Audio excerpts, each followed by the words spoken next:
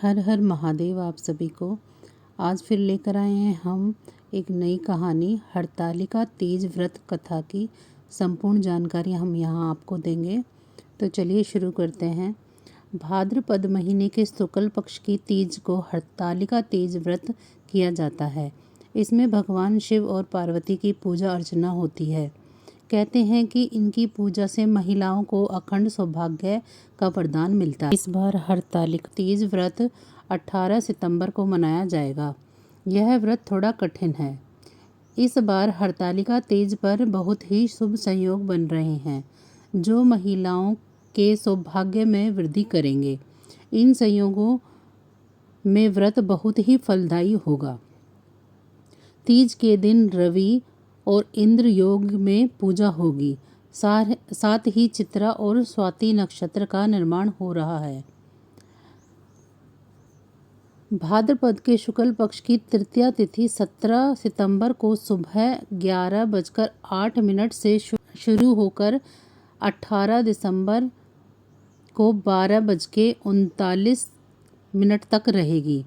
हरतालिका तीज में शिव जी की पूजा होती है, इसीलिए यह पूजा प्रदोष काल में होनी चाहिए।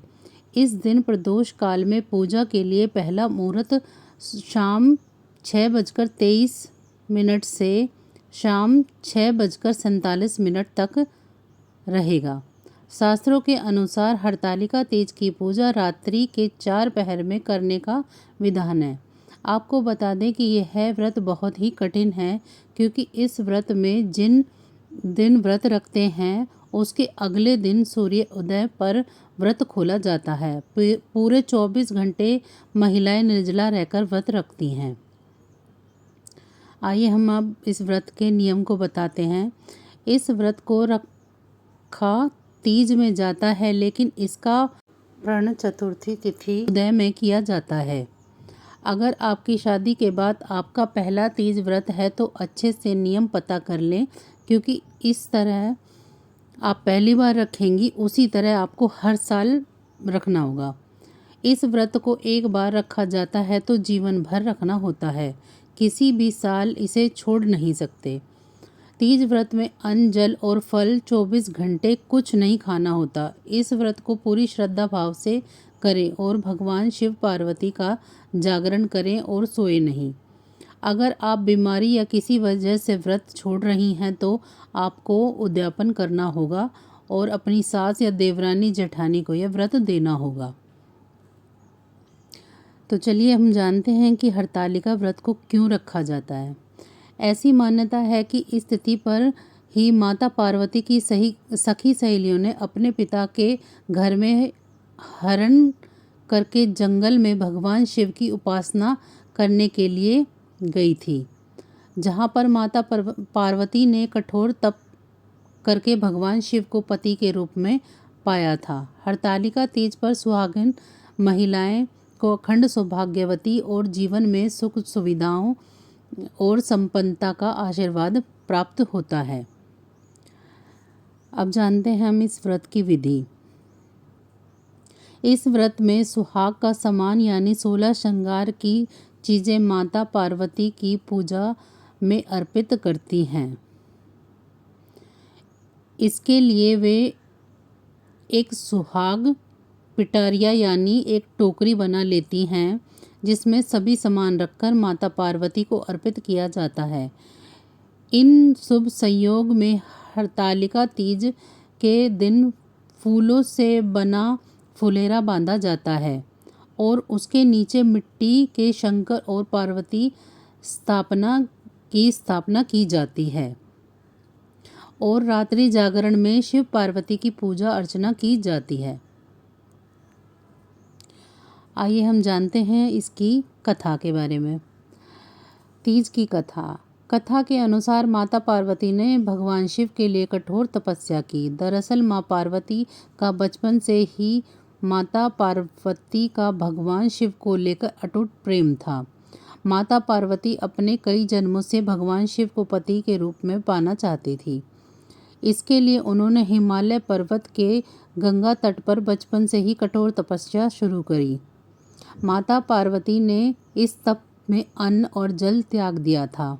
खाने में वह मात्र सूखे पत्ते चबाया करती थी। माता पार्वती की ऐसी हालत को देखकर उनके माता पिता बहुत दुखी हुए थे। एक दिन देव ऋषि नारद भगवान विष्णु की तरफ से पार्वती जी के विवाह के लिए प्रस्ताव लेकर उनके पिता के पास गए। माता पार्वती के माता और पिता को उनके इस प्रस्ताव पर बहुत खुशी हुई। इसके बाद उन्होंने इस प्रस्ताव के बारे में माँ पार्वती को सुनाया।